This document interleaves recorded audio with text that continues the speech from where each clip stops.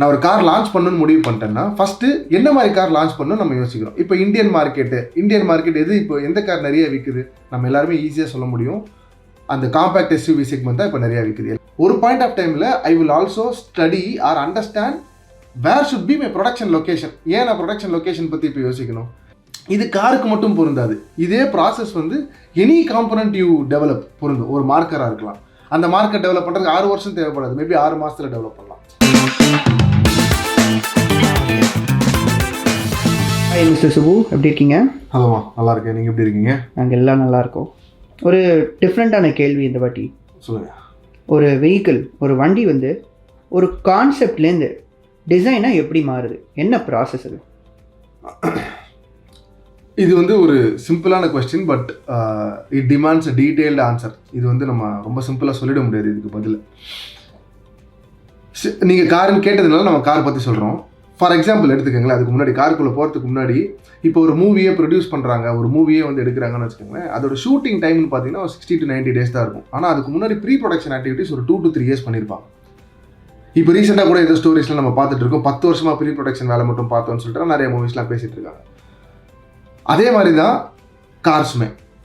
இப்போது நான் ஒரு கார் லான்ச் பண்ணணும்னு முடிவு பண்ணிட்டேன்னா ஃபஸ்ட்டு என்ன மாதிரி கார் லான்ச் பண்ணணும் நம்ம யோசிக்கிறோம். இப்போ இந்தியன் மார்க்கெட் எது, இப்போ எந்த கார் நிறைய விற்குது நம்ம எல்லாருமே ஈஸியாக சொல்ல முடியும். அந்த காம்பேக்ட் எஸ்யூவி செக்மெண்ட் தான் இப்போ நிறையா விற்குது. எல்லாருக்குமே அந்த எஸ்யூவி டைப் ஆஃப் கார் வேணும். அதே சமயத்தில் ரொம்ப லாங்காகவும் இருக்கக்கூடாது. அந்த sub 4 meter compact SUV car தான் நிறையா விற்குதுங்கிறது தெரியுது. ஸோ நான் என்ன முடிவு பண்ணுறேன், நான் இந்தியன் மார்க்கெட்டில் ஒரு காம்பேக்ட் எஸ்யூவி பண்ண போகிறேங்கிறது என்னோட சாய்ஸ். ஒரு OEM, இப்போ நான் ஒரு OEM இருந்தால் அதுதான் என்னோட முடிவாக இருக்கும். அது நான் பண்ணிட்டேன்னா அடுத்து இமிடியேட்டாக நான் பண்ணக்கூடிய வேலை என்னவாக இருக்குன்னா, ஒரு டீட்டெயில்டு மார்க்கெட் ரீசர்ச் பண்ணுவேன். அந்த டீட்டெயில்டு மார்க்கெட் ரீசர்ச்சோட ரொம்ப ப்ரைமரியான ஆக்டிவிட்டி என்னென்னா பெஞ்ச் மார்க்கிங்கிற ஒரு ஆக்டிவிட்டி. பெஞ்ச் மார்க்கிங்கிற ஆக்டிவிட்டியில் என்ன பண்ணுவாங்க, இப்போது இந்தியாவில் யாரெல்லாம் காம்பேக்ட் எஸ்யூவி பண்ணிட்டு இருக்கா, அவங்க எப்படி அதை பண்ணிட்டு இருக்காங்கிறத ஸ்டடி பண்ணுறது. இது வந்து காப்பியிங் கிடையாது, இது வந்து ஸ்டடியிங் வாட் யுவர் காம்படிட்டர் டஸ். சரிங்களா?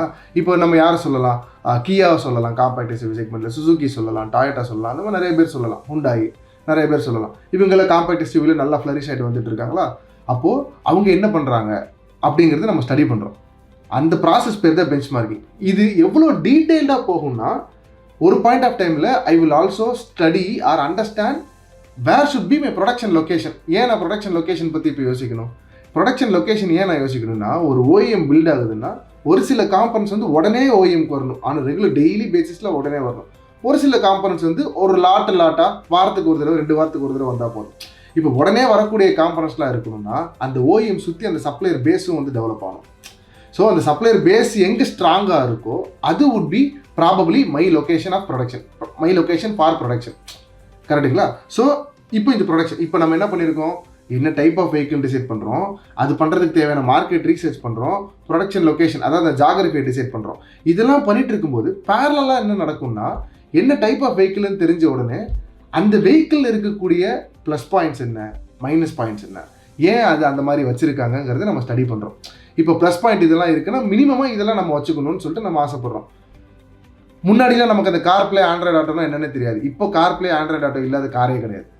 முன்னாடிலாம் ஏர் பேக்ஸ் எல்லாம் ஒரு பொருளாகவே நம்ம மதிச்சதே கிடையாது. இப்போ எல்லா கார்லையுமே ஏர் பேக்ஸ் வைக்கிறது, அது வந்து ஒரு ஸ்டாண்டர்ட் ஃபீச்சராகவே ஆகிட்டு வருது. At least driver airbag standard ஃபீச்சராக மாறிட்டு இருக்கு. இந்த மாதிரி நம்ம காம்படிட்டர்ஸ் என்னென்ன ஃபீச்சர்ஸ் வச்சுருக்காங்க அதை எப்படி நம்ம இன்டெகிரேட் பண்ணலாம், நம்ம காம்படிட்டரோட சப்ளையர்ஸ் யார், அவங்கக்கிட்ட நம்மளுமே சோர்ஸ் பண்ணலாமா, இந்த மாதிரி டீட்டெயில் அனாலிசிஸ் பேரலாக பண்ணிகிட்டே இருப்பாங்க. இதெல்லாம் பண்ணிவிட்டு ஒரு டெசிஷனுக்கு வந்ததுக்கப்புறம் தான் இந்த ப்ராஜெக்டோட காஸ்ட் என்னங்கிறது டிஃபைன் பண்ணுவாங்க. அப்படின்னா என்ன அர்த்தம், என் காம்படிட்டர்ஸ்லாம் வந்து 8 to 10 லட்சத்துக்குள்ளே இருக்காங்க. இப்போ நான் இந்த ப்ராடக்ட்டை பண்ணுறதுக்கு வந்து 12 லட்சம் ஆயிடுச்சு அப்படின்னா என் ப்ராடக்ட் விற்காது, அந்த அளவுக்கு விற்காது ஃபார் எக்ஸாம்பிள். அப்போ அந்த ப்ராஜெக்டோட ப்ரைஸ் கரெக்டாக, அப்போ நான் அது 8 to 10 lakhs விண்டோக்குள்ளே கொண்டு வரதுக்கு நான் என்ன பண்ணணும் அப்படின்னு சொல்லிட்டு அந்த காஸ்டிங் டிசைட் பண்ணுறாங்க. இதெல்லாம் டிசைட் பண்ணதுக்கு அப்புறம் தான் கான்செப்ட் டெவலப் பண்ணி அங்கேருந்து மொத்த டிசைன் ஆக்டிவிட்டீஸ், அப்புறம் BAW டிசைன் பண்ணுறது, பிளாஸ்டிக் டிசைன் பண்ணுறது, பவர் ட்ரெயின் எல்லாமே தனித்தனியாக டிசைட் பண்ணிட்டு போவாங்க. இந்த ஆக்டிவிட்டி, இந்த டிசைன் ஸ்டார்ட் ஆகிறதுக்கு முன்னாடி நடக்கக்கூடிய இந்த ப்ரீ ப்ரொடக்ஷன் ஆக்டிவிட்டி இருக்குது இல்லைங்களா, அது மட்டுமே 2 to 3 years பண்ணுறாங்க. அதுக்கப்புறம் டிசைன் ஸ்டார்ட் ஆகிட்டு ஒரு 3 yearsக்கு அப்புறம் தான் காரே லான்ச் ஆகுது. அப்படின்னா என்ன அர்த்தம், நான் 2026 வந்து ஒரு கார் லான்ச் பண்ணணும்னா நான் இந்த ஆக்டிவிட்டியை 2020 ஸ்டார்ட் பண்ணியிருந்துருக்கணும். அப்போ இந்த ஆக்டிவிட்டி பண்ணக்கூடிய டீமோட காம்பிடன்சி நீங்கள் யோசிச்சுக்கணும். காம்பிடன்சி எந்த அளவுக்கு எவ்வளோ ஃபியூச்சரிஸ்டிக்காக அவங்க யோசிக்கணும்னு சொல்லிட்டு நம்ம பார்க்குறோம். நிறைய கார்ஸ் லான்ச் ஆகி பெருசாக ஹிட் ஆகாமல் போயிருக்கு. அதே சமயத்தில் நிறைய கார்ஸ் லான்ச் ஆகி பெரிய ஹிட்டும் ஆயிருக்கு. ஸோ அந்த ஃபியூச்சரிஸ்டிக் அப்ரோச்சு 6 இயர்ஸ் கழிச்சு இந்த காருக்கு இந்த ஃபீச்சர் மினிமம் இருக்கணுன்றான்ற ஒரு சாய்ஸை வந்து அவங்க அப்போவே டிஃபைன் பண்ணுறது தான் ரொம்ப ரொம்ப முக்கியம்னு நினைக்கிறேன். இது வந்து ஒரு ப்ரீஃப் இன்ட்ரடக்ஷன் தான் அபவுட் வாட் அண்ட் OEM டஸ். இது காருக்கு மட்டும் பொருந்தாது. இதே ப்ராசஸ் வந்து எனி காம்பனண்ட் யூ டெவலப் பொருந்தும். ஒரு மார்க்கராக இருக்கலாம், அந்த மார்க்கர் டெவலப் பண்ணுறதுக்கு 6 வருஷம் தேவைப்படாது, மேபி 6 மாதத்தில் டெவலப் பண்ணலாம்.